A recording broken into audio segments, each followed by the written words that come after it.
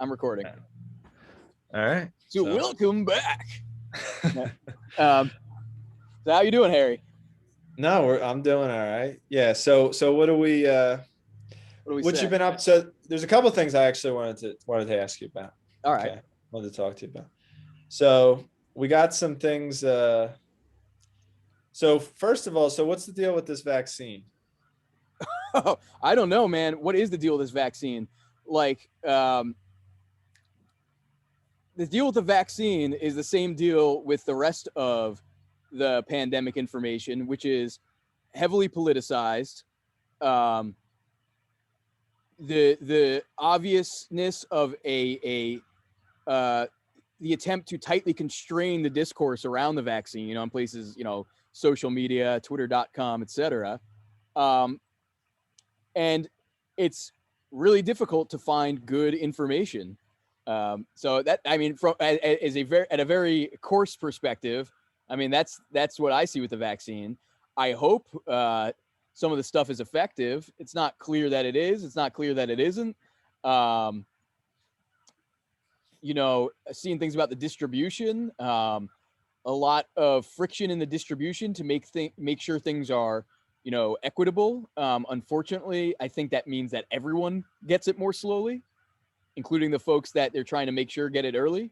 So I don't know. What are you seeing? I mean, you have a pretty well-formed perspective on this. I'd say more well-formed than mine. So what are you saying? Okay, well, that's what I wanted to kind of know, because I mean, it's I don't think, well, for one, my perspective is that it's not a black and white issue.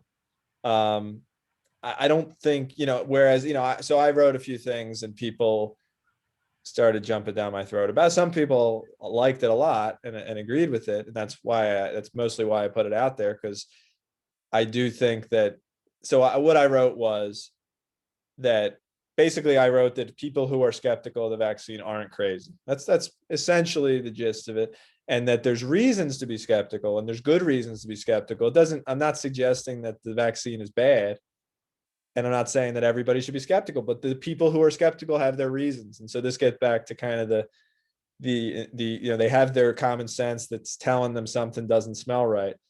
And I just posed a question, you know, not posed the question. I pointed out that, you know, something doesn't smell right. You can't, to make them smell it the way you smell it. It's not productive to say these people are anti-vax, these people are idiots. They're not scientific. They don't know the science. And, you know, personally, I have my own, you know, skepticisms and questions about, you know, why should, you know, yeah, what should I believe? I don't know. It's unclear. And there's plenty of reasons to at least be a little bit cautious. That's my perspective. That's my point of view. But the amount of, you know, response I've gotten at the people, well, one, people kind of saying, you know, I agree. The other, though, people kind of coming at, you know, privately saying, we need to talk. So that's why I was kind of curious, because I think from a risk standpoint and from an uncertainty standpoint, the uncertainty is sky high about this vaccine. Well, not sky high. I mean, it's pretty high. Yeah, I mean, I think we know that it doesn't immediately kill too many people. We know things like that. Yeah. Maybe it does for some. You know, there are some, I call them anecdotes around people who, you know, after receiving it, some delta that's, you know, you can't say it's not related, passed away. Of course, that can be random chance, and that will happen at these scales at random chance. But I agree with you. There's reason to be skeptical. What I find so interesting is, in this kind of information environment that we're in, everything that the legacy institutions do to try to convince the masses that everything is fine, most people using their common sense get the opposite message, because they seem to be working so hard to convince you of a very particular narrative, try to project certainty around things where there is none. And I mean, they also are incoherent in their own projections, but sort of in the micro project certainty on each message. And the message people get is, you know, it's not in the content of the message. You know, this is safe, this is good, you need to do this as soon as possible. That's sort of the content, but the who it's being delivered from and the way it's being delivered sends the message to a lot of people.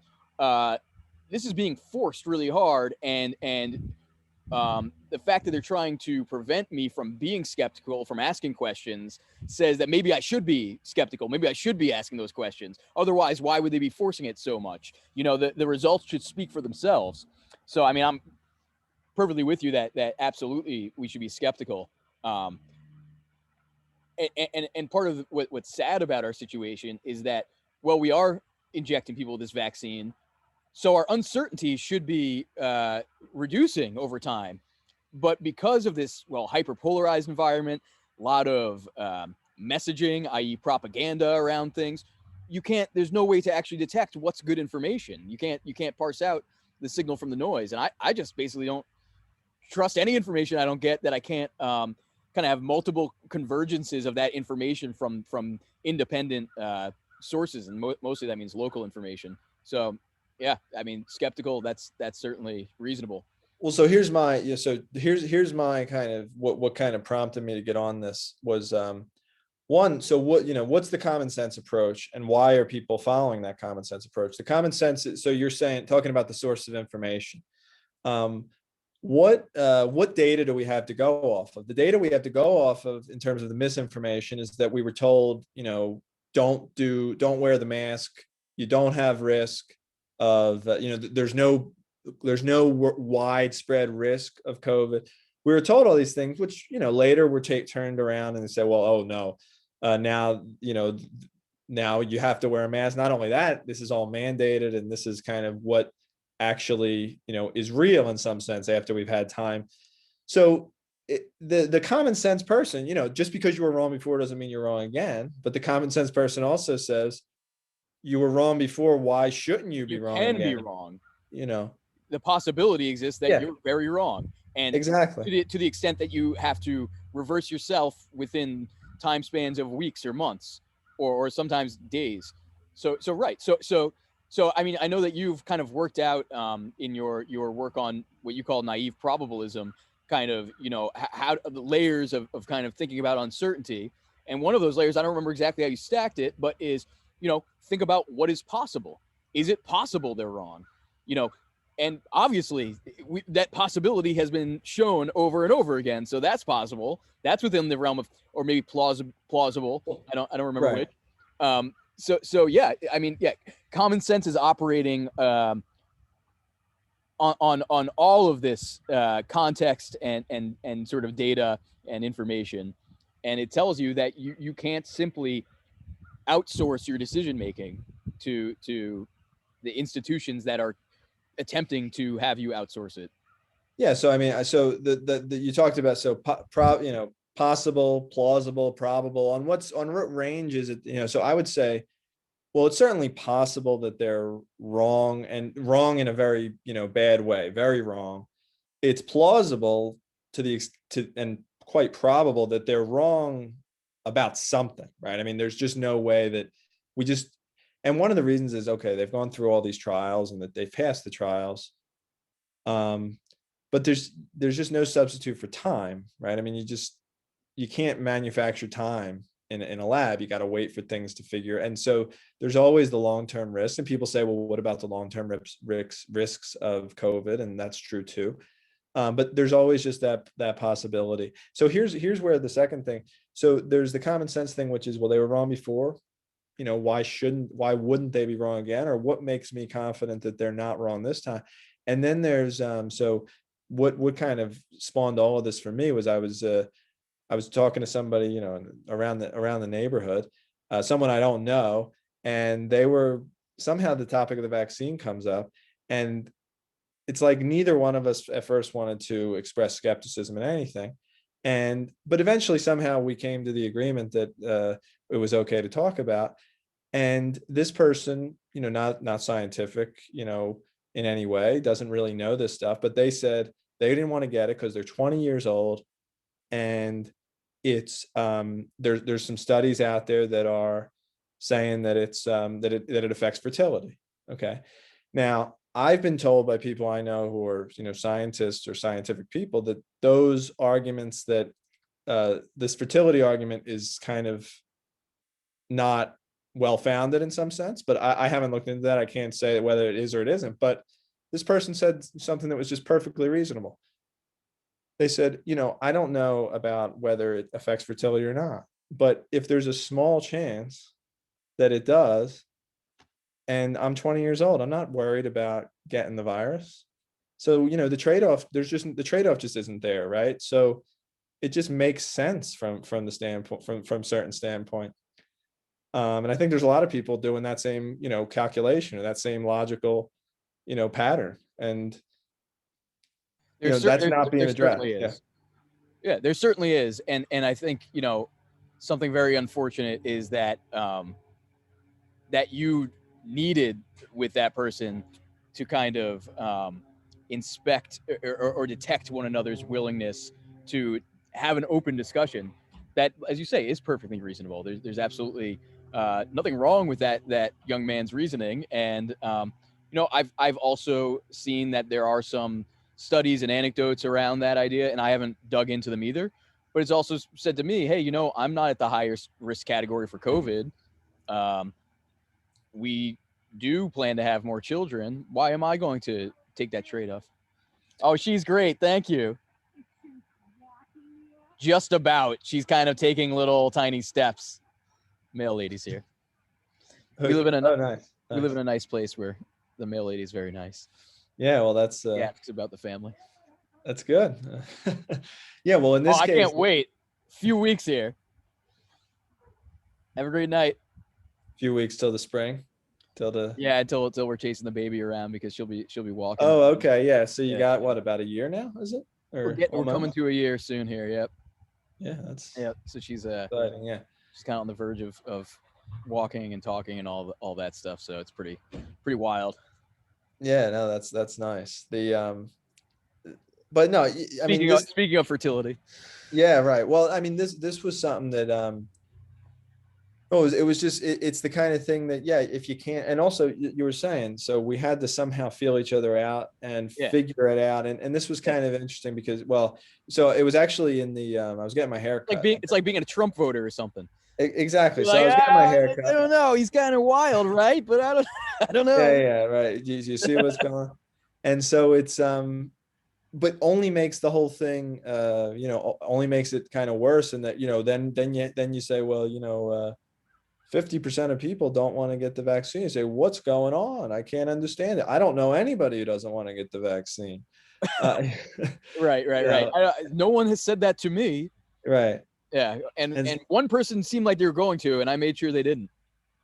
Yeah. So, I mean, I just thought that was kind of something that I've been kind of thinking about this, for months now, because I mean, I've talked to friends of mine who are, one, they might be pro-vaccine, they might know some science.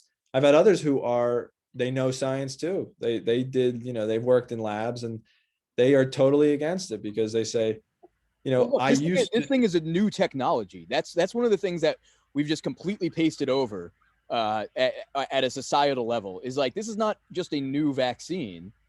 We've never used an mRNA vaccine before. And so there's a lot of stories about the mechanism of an mRNA vaccine, and sort of, well, it can't be that bad because it's just the RNA and it's just going to encode some proteins, and where can that go wrong? But of course, that's depending on the idea that we have a complete understanding of these protein synthesis processes. And of course, almost certainly we don't have a complete understanding. Maybe it's complete enough to account for all of the possible causal pathways in the system that are of relevance. Maybe it's not. We don't know. So the fact that it's a completely novel technology is another kind of point of, well, maybe we should take this thing slowly. Overall, regardless of this COVID situation, this vaccine, whether it works or not, et cetera, how bad COVID really is, really isn't, all of these kind of arguments and discussions, I am very convinced that we need to, as a collective, get a handle on the ability to extinct viruses, if we need to, entirely via behavior. So we shouldn't depend on therapeutics, vaccines, et cetera. We need to learn how you extinct a virus just by how you behave. because if something comes along that's much worse, you can't figure out a vaccine for it, don't have good therapeutics for it. If you can't extinct it by behavior, then you're screwed. And so like a lot of this stuff turns in my mind to be noise, because the what ought to be the signal is getting completely drowned out. And that's how do we handle potential pandemics and ongoing pandemics generally when they're worse, when you find out, oh, you get this thing and it seems like you're fine and you die a month later or whatever it might be. So that's where my head is at, and I'm working to put together those thoughts, everything that's happened to date around COVID, and the way we've been distracted by a lot of the details, which are crucial to deal with in this particular situation, this particular context, but are absolutely not relevant to the bigger issue of how do we handle these things generally. Anyway, Yeah. So, I mean, what ran would you say to that, in the sense of, yeah, I mean, maybe you can say a little more about that, but the thing that I'm curious about, and the thing that I've learned a lot. I feel like I've learned a lot from this whole COVID thing, because and to some extent, I would hope that a lot of people have had the opportunity to learn a lot, but maybe not. Maybe that it hasn't happened, because this is a situation where we were actually thrown into a situation. We didn't choose to be put in this situation, and it's the kind of thing where you don't have a choice but to respond to it, right? So it's this real life decision making. What do you do? And the only way that what I've learned about it is, what do you do? But all only really from my personal, individual perspective. I can't really say much about other things. I don't necessarily feel comfortable to say much about other things, because it's not, this is my decision. This is yours. I mean, we can hope that we're all able to make those decisions, do a good job making those decisions for ourselves. But at the same time, I also believe that, and this is where this also ties into vaccine. I also believe that what might be the right decision for me might not be the right decision for you. So saying that every single person has to get this that doesn't seem right. Saying that every single person should not get this doesn't seem right. So I guess you kind of, I think you seem to suggest there's like a collective behavior or something like that. But what would how do you kind of do what you're trying to say, or what would you say? Well, one of the major lessons I've learned, and I say it's a lesson I've learned, although I came into it with this bias and perspective, although I suspended a bit of my, how to say it, I unconstrained myself a bit to be open to finding other kinds of possibilities that maybe I wouldn't have preferred or thought were the best. But that's all to say that I came in with a perspective that emphasizes local decision making. And what we got were global scale decisions emanating out of people like the World Health Organization, large global scale national governments like the USA, like China, and what we continue to hear from these kinds of institutions and bureaucracies is that, well, this is a global scale problem by definition. It's a pandemic, and therefore the solution has to be global. What we're seeing is we're not capable of affecting a global solution, regardless of anyone's philosophy on whether we ought to or not. The only way that could possibly be affected would be global tyranny, essentially, because you have populations that don't agree, don't want to do the same thing. And so we also have floating around these success stories. New Zealand touted as a success story. Taiwan touted as a success story. Some other small nations often touted as success stories. So what do they have in common? Actually, their tactics and strategies are not that much in common. What they have in common is they're small. So basically, from a statistical standpoint, which I'm sure that you'll appreciate this fact, if you have some kind of a system with random behavior, if you're looking for any kind of coherence in that system, it will only happen in small sample sizes. At the large sample size, you're certain to have defectors or fluctuations that go against the coherence. So if you have any hope of coherence, it's breaking things down into very small units.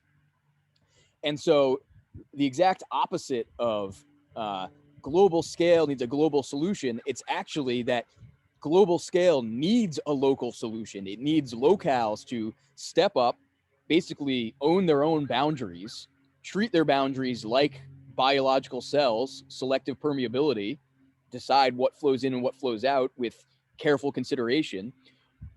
What you'll get then is a patchwork of locales. Some will succeed, some will not. But as certain locales succeed, there's information about how they succeeded. There's then the possibility of opening flow of mobility between succeeded locales. This has a name. It's called a green zone strategy. And we don't take it seriously. And part of the reason we don't take it seriously is because it offends essentially our sensibilities, this idea that there should be these hard boundaries on mobility. But the trade-off that people aren't seeing with that is it's either a hard boundary on your mobility at some boundary or a hard constraint on your mobility everywhere and anywhere. And so I'm more than ever convinced, back in January 2020, the recommendation that I was shouting as loud as I could was stop the flights, all the flights. Why? Because I wanted to preserve as much mobility in my hometown, in my home state, in my home country as possible. I want the boundaries to be hard to keep the insides fluid and mobile. And now we're seeing quite the opposite in many cases. We're seeing that large scale, long range flow is still welcome, go for it, have a good time. At the same time that populations locally are being locked down in various places. And I just see that as completely unethical for one, completely unworkable and unpractical for another. So we need to focus on boundaries and developing healthy cells, and then worry about spreading, multiplying the healthy cells. The other way around is completely unworkable. So global problem, local solution. It's a good analogy, the cells. So actually, I'm curious. It's been about a year now. Actually, it's been 13 months since I started shouting about it. Okay. Pretty sick. So on that point, I guess, has there been anything in the past 13 months? Have you changed? In what ways have you changed or modified, or any revisions to things you were saying earlier? Whether it's a revision, there's a lot of ways to naturally revise because the situation changes too. But just kind of curious about that. My biggest regret is when we were able to have some effect on the Trump administration and when they shut down flights from China. My biggest regret was celebrating that moment, because it's like, oh, we had some influence. They took some action, rather than saying, hey, nice job, but not even close to enough. Not even close. Like, this is something that we're perceptually necessarily behind. Wherever we know is infected, the next place is now infected. So we know essentially the network structure of international flights. We should have been looking at a minimum at those, first degree nodes from Wuhan, especially, and from China generally, and at a minimum been blocking them, but easily should have been all international flights done. Yeah. The moment something is fucky, done. So that's one thing I regret, is actually celebrating that moment, because it turns out it wasn't a moment to celebrate. It was what looked then like a strong move was absolutely a weak move. And it was weak because Trump clearly had the instinct to close flights down, but the kind of overton window, if you will, was so shifted to keeping things open that even that action just from China looked extreme. So that's one thing. At this point, I don't, like you said, there's sort of a natural revision, because there is a distinction between acute interventions and chronic interventions. And now we're having these interventions that are becoming chronic because they're not effective for whatever reason, for a variety of reasons, but we keep doing them even though they're not effective. And so now we're having these chronic interventions. Frankly, I look at my baby and I say, well, I want her to get some social time. she's now becoming a social human being. And how will the fact that she's going to definitely be cut down on her amount of social interaction at this age, what are the long-term ramifications of that for her? So I start thinking about things like that. And I see that the solution is really to develop as local as necessary, kind of local healthy cells, and work with that. So the most of my sounds a little maybe pigheaded, but most of my change of mind is that I should have been more stubborn to begin with about what I knew, understood, and believed. And part of the fallacy of saying it's a global problem, so it needs a global solution, is basically saying that it's an irreducible system, and therefore you need a kind of problem that exists at that scale of that irreducible system. But in fact, one of the things that's become more clear to me is if you actually start to cut the system into parts, you no longer have an irreducible system. So there's kind of two levels of decision making when it comes to dealing with complex systems. One is that you need solutions that match scale and complexity of problems, and that is true in some sense. But there's a higher order ability to actually change the structure of the system, and therefore that's no longer that's not about then the sort of response to an external problem. You're actually changing the system itself by changing that structure, and so that can mean that the problem or the solutions also can look different. I don't know if that makes sense. I'm trying to avoid some jargon and stuff, but Yeah, no, I mean, so no, I think it makes sense at some level. I mean, I think that the point though is that, at least one of the points I have, is that well, one, I should say that on the vaccine, I assume it's very likely to work and very unlikely to kill people and to hurt people. I don't know. I mean, I'm just saying that because things that people study. I mean, I do respect that the people who are doing this know what they're doing for the most part. It doesn't mean that they can never. It's not even about making a mistake. That's the thing. I think it's not about trusting the scientists. It's incomplete knowledge. I mean, Yeah. that is we're always in that situation to some degree, and sometimes it's just more the consequences are more extreme than others. Yeah, but knowledge is incomplete. I mean, otherwise you wouldn't have science.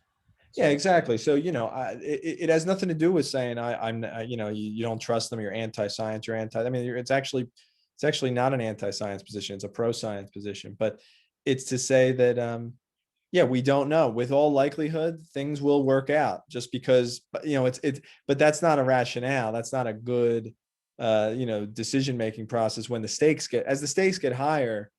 The fact that things will probably work out because they usually do. I mean, that's a lot of fine rationale to go through, daily life. I don't worry about a lot of things because if I did, obviously I would be, I'd go nuts. But when you have specific decisions, those things get magnified. I think that so, all right. So enough about the, Yeah. I can't do Right? the COVID. This is It's so tiring. It's so tired. It's like, I didn't realize that's part of the reason that I'm like, like vaccine, therapeutic, this, that, the other. Bottom line is we're in the midst of this one. It's going to kind of drag on however it does. We need to be thinking now already about this. This is not going to ruin us by itself. We see that. We have that clearly established, in my opinion. It'll ruin us if we use it to ruin ourselves. That's how it'll ruin us. That's a possibility for sure. But the virus itself isn't going to ruin us. It could be really nasty if you just kind of let it do its thing and it kills a bunch of people really quickly. That's very nasty stuff, and you have infrastructure spillovers and things like that. And not to say that that's a pretty picture, but yeah, it will not ruin us unless we make decisions that ruin ourselves. I agree with that. But ultimately, which we've started to do, which we've done to some degree. But yeah, interrelated with a lot of other issues we already had going on. But yeah, definitely. Yeah. But we need to pick our heads up again and again look at how this fits into the bigger picture, the more coarse-grained picture of everything going on. Like, it's time to figure out, what are we doing again? This has taken a lot of attention, collective attention, and how does it fit into the bigger picture? Like where are we going with our society? Are we going to be a little more insular, quote unquote, balkanized? Is that something that's possible or attractive or horrifying? You know, so I'm ready to start thinking about the bigger picture again. And you know, a lot of the reason we got into this mess is because we're hyper globalized essentially, and supply chains are very dispersed, and they're long range in general. So I'm again, you know, I was kind of hoping there'd be a silver lining in all of this, that more people would start thinking about these issues. But it seems like there's a strong tendency now to kind of go back to what's perceived as normal operation. And there's not much in the way of connecting the dots of how what we perceive to be normal operation was connected to how this all went down. So you know, so politically, yeah, talk politics. People love that shit. I'm now. So I live in New Hampshire. For anyone who happens to be watching this that doesn't know that, Harry knows that. I'm a little bit optimistic about New Hampshire at the moment. There's something here called the Free State Project. I'm not really a part of it, but I'm actually pleased it's here, because they seem very aware of something that I'm becoming more aware of, which is that one of the problems I perceive is that the USA is becoming highly over-centralized. Why has the USA lasted the time it has? Not that that's that long in the grand scheme of things, but why has it lasted? Because it wasn't overly centralized. A lot of strife, a lot of problems in the US. It's not been a place where people always got along and kumbaya and all that. But overall, there's a survivability associated with the federated structure of it. So the biggest risk we have as sort of a unit is to become overly centralized. I think I see that happening in real time in a pretty stark way. And so one of the temptations is to kind of get people into the federal government who will champion decentralization, a devolution of powers again. And you see people trying to do that. And I'm not speaking down on people who are trying to do that. I mean, Justin Amash is kind of trying to do that, and I respect that he's trying to do that. But what I'm really seeing is that you can never trust the central power to devolve power from its own seat of power. And so what you actually need are the distributed units to demand power back themselves, or affect the system in a way to pull it back from the bottom. There's this idea of subsidiarity, right? You might be familiar with it, Harry. I don't know. Not in any detail. I mean, there's not much detail to it. It's a principle, right? It's like the principle is you push down functions to the lowest level of the system that you can. You roughly have a hierarchical system, and lower levels can accomplish things. If they can, let them do it. If they can't, it rises up.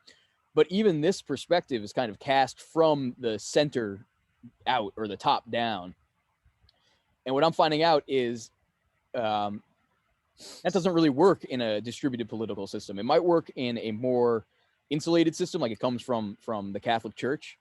And it kind of works for them because they kind of understand, oh, it's good for us if we push these functions down. It's actually good for the whole system. But you can't count on anyone at the top to actually understand that. So anyway, where I'm going with all this is I see the next step in the US to be particular states that attract concentrations of like-minded people, where the state now starts refusing to enact and impose the laws that are coming out of the central government. And there's things like the 10th Amendment and nullification of federal laws, where there's constitutional principle. So it's nothing that's unconstitutional to do something like this, where you can actually look and say, well, no, this law isn't constitutional, or even this law is impractical or infeasible to enforce, and therefore, no, we will not enforce this law. So I'm seeing that as the next step of like this entire journey of our strange socio-political time.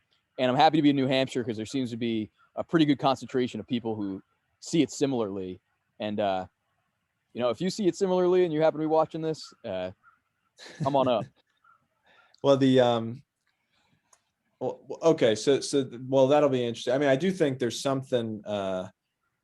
I've talked to so many people that privately, that there's conversations that I have with people that you can't talk about publicly, but there's so many of these happening. There's something there is an undertone. I mean, this thing that you're talking about is just a publicly organized thing, but there is a lot of kind of undertones in this. There's kind of the system that's tamping a lot of stuff down. Dissent, and I see this a lot. We see this on Twitter. We see this in academic circles or any kind of research circles. Dissent is not valued, and it's not welcome, and that causes a lot of these conversations, a lot of these things to start kind of in private, and then someday something's going to kind of explode and all kinds of stuff's going to happen. And so, I mean, the thing you talk about isn't really secret, but it's also something that's not really talked about, not really known. At least I didn't know about it till you just said it. But I guess the thing that I want to actually, when you say the thing, you mean the Free State Project? The Free State. I'm sorry. Yeah. Yeah. And like I said, I'm actually not affiliated with them in any capacity, except that I've become aware of their existence, and they are a self-proclaimed libertarian organization.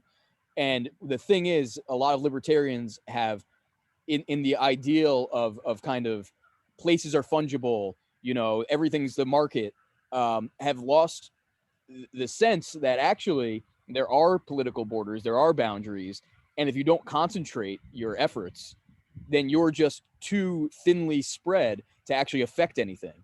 And so that's the insight that they've had that I completely agree with, and that's where I come together with them. Is yes, you actually have to concentrate the efforts. And this is actually perfectly related to what I was saying about green zones and whatnot. Life is made of spatial patterns. Spatial patterns are made of heterogeneous places that are bounded. So it's all the same idea, really, just recapitulated in different contexts. So I didn't want you to block me yesterday. Okay, so I want to bring up talking is decentralization. I got to talk about Bitcoin. I want to. So I want to hear what what's going. I actually, we've talked about Bitcoin before, but there's a lot of people that you've been talking about it. People have been talking about. So what's the story there? Just with my perspective. Yeah. Why not? Yeah. Okay. I cards on the table. I from time to time purchase and sell Bitcoin. I do it because I think it's a cool technology. I think it's interesting. I like the decentralized aspects of it. I'm a knee-jerk contrarian, and I can't stand the kind of cultish religious fervor that surrounds it during hype cycles. So what you find is that during hype cycles, I kind of come out and say, this thing is fucking stupid. And part of that is a literal show yourself, you cultish person. I need to filter the noise, and you'll find that when the hype cycle ends, I'm much more kind of curious, even keeled about it, maybe even towards positive. But here's the thing: is there's this whole hodl philosophy. If there's any hope for this thing to be a thing, then you can't only hodl, and of course people don't. If there's a buyer, there's a seller, right? So, right. But a lot of Bitcoiners say, oh, but we needed this, religious kind of irrational, whatever they want to call it, kind of fervor around this. Otherwise, something, it wouldn't something. And my feeling on that is kind of if something needs that, then there's probably something else wrong with it that needs to be addressed otherwise, and the fervor isn't going to solve that problem. I understand they're trying to reach kind of what do people call it? Critical mass or something. Yeah, critical mass, network effect, exactly. Yeah. So I get that. I get all that. Sometimes I'm just shit posting too. What are they doing? Shit posting. Tit for tat. You shit post, I shit post. Yeah. No, well, that's what I wanted to know. Have fun being poor, or have fun staying poor, Bitcoiners. What is it at? Back down to 40K again? Have fun staying poor. Well, no, well, it's just, so you're saying that your reaction to it, your opinion about it is about as volatile as the price. So it Law goes of back. requisite variety. Yeah. All right. Well, that clears things up. I mean, I've been What's your kind of, take? Let's hear. Let's hear. Let's no, hear I the don't Harry have a take. Crane. Well, I Great. was actually going to, well, I was actually, what I was, before I saw even more people saying things, I thought, oh, I'm not going to get into this. But last week or 2 weeks ago, whenever it was shooting up to 60,000, I saw people saying Bitcoin's stupid because it's going up. And then yesterday or the past week, it's been going down back from 60 to 45. And people are saying Bitcoin, this is why Bitcoin's stupid, because it's going down. And it's just like, okay. So Bitcoin's just stupid, I guess. Certain aspects of Bitcoin are stupid. You know, like the need to copy the ledger fully everywhere is certainly something that's not ideal for a decentralized system. Um, so so the, just I from a mean, purely oh, go ahead. Sorry.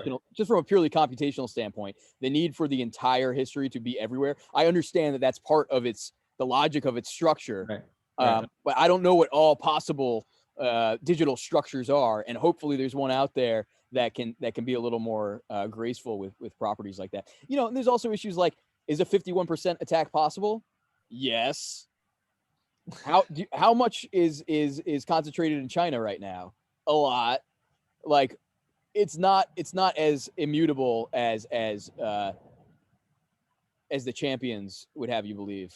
So the argument, or I haven't really looked into this in a while, but the argument that I saw for, so a 51% attack of just people, basically manipulating the consensus, right? So the argument I always thought was compelling for that was that if you did that, then you've immediately devalued whatever it is that you've stolen. All that implies is that you have to be judicious with it, not that you can't do it. It's kind of Oh, like sure. Yeah. it's kind of like predator-prey dynamic. The predator can only be so aggressive because otherwise it won't have any food left. But it doesn't mean Right. predators don't exist. It means that they have to be, Yeah. pumping Yeah. times.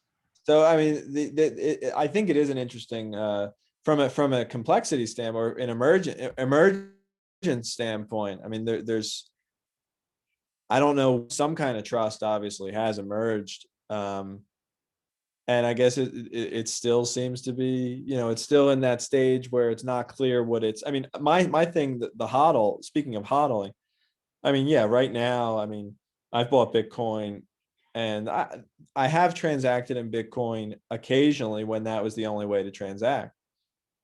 But it's not something I use on a day-to-day basis, clearly. And maybe it's not supposed. Maybe some Bitcoiners say that, well, it's not meant to be used like that, or what? I don't know. Okay, but I guess, yeah, having Honestly, some. to be fair, it doesn't matter how it's meant to be used. It only matters how it ends up being used. Right. And so I guess what I'm trying to figure out, I mean, it's, in some sense, if people believe it has value, and if enough people believe it has value, then it has value. But it's kind of, it's kind of like the other question. But then there's the GameStop situation where, well, then you can have a bunch of people bidding something up on some, holiday or whatever you want to call it. Doesn't mean that it's not going to come down. It doesn't mean that they really believe it enough to hold on to it and to use it for the rest of eternity. I know they're not exactly the same thing, but No, but they're yeah. like emergent, decentralized, kind of swarming behavior. So they have a lot in common, to be sure.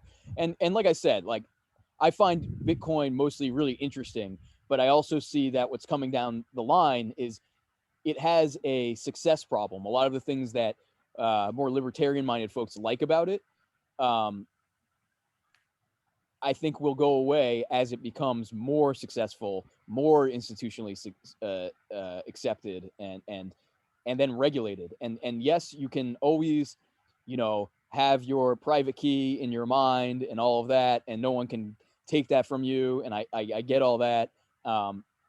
But they have a lot of kind of levers and knobs they can turn on people.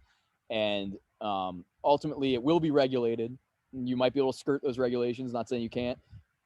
But what they do is they'll make the punishments for being caught skirting the regulations severe enough to dissuade you.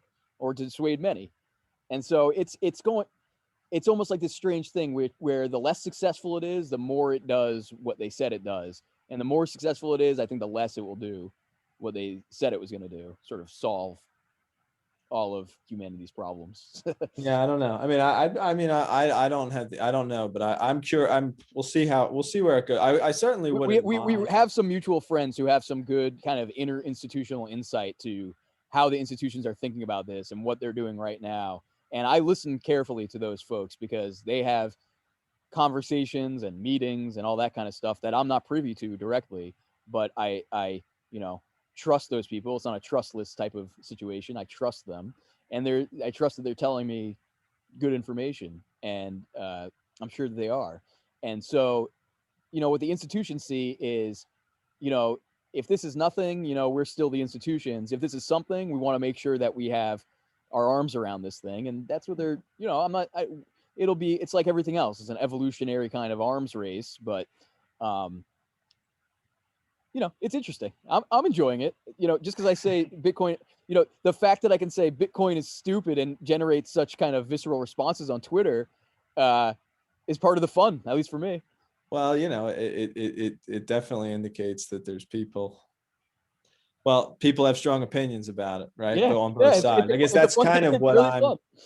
That's kind of where I'm. That's kind of why where my curiosity came from was that I see these strong opinions about it, and I don't. I mean, like I said, I have Bitcoin, and I buy Bitcoin. I sell Bitcoin. I'm not a diehard, but if somebody wants to put 100% of all their money in Bitcoin and live that way, and if it goes to zero, fine. And if somebody wants to have all their money in dollars, I'm fine with go ahead. It's fine with me. So I guess one of my things is that I'm very backwards and I like old timey stuff, and so like I really like local things, and Bitcoin is not a local thing, and I in theory, let's say in theory, enjoy bartering with neighbors and whatnot, and so there's a robustness to that is underappreciated, because people say, well, no, money solves bartering and this and that. And yeah, of course I get that. Yeah. Not everyone's got what I want. And I don't have what they want. So you can't barter with them, but you can trade money. Yeah, I get that. But there's also a deep and call it Lindy robustness to things like bartering and things like local production and things like knowing your neighbors and developing trust through relationships rather than focusing solely on trustless mechanisms. I see both. I see the utility of both. I see the value of both. I see how they complement each other. I see how, talk about, you don't care if someone puts all their money in Bitcoin, all their money in dollars, whatever. Yeah, I'm the same way. Like I want variety and to spread this stuff. Bitcoin as the sort of ring to rule them all or whatever. That's where I'm like, nah. No, I mean, I think that if the two extremes you gave are good.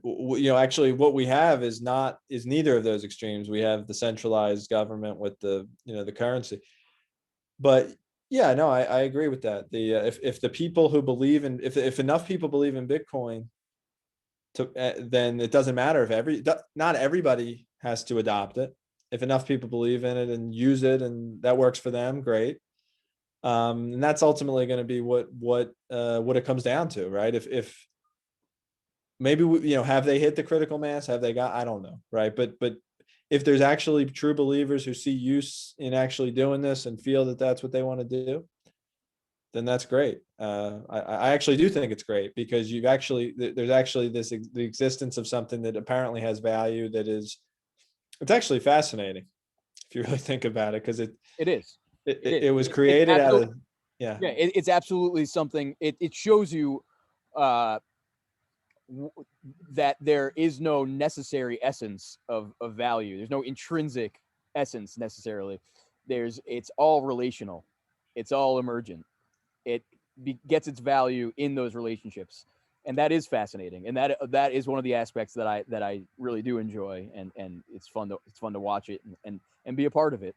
But Harry, sometimes you just got to shit post. I don't know what to tell you, man. Hey, Hey, listen, I'm actually starting to freeze my ass off. Temperature's dropping, sun is going down. get inside. Also, our baby eats dinner at like 4 o'clock, which it is now, and so I like to participate in that. So I think this has been a wicked cool first edition of whatever this is. Any last words before I hit stop on the recording? No, you can hit stop. All right. Well, I'm having fun. Hopefully you are too. I think that people will find value in this, and I'd like to keep doing it. So maybe we can. Yeah, we should. I mean, we. I mean, I don't know if it was. I don't know if. I mean, it was. I enjoyed it. I don't know if it was good or bad or I didn't hit stop mediocre. yet for the record. What's that? I didn't hit stop yet for the record. Okay, that's fine. I'll keep talking about how bad it was. I enjoyed the conversation. Yeah, no. You can stop recording.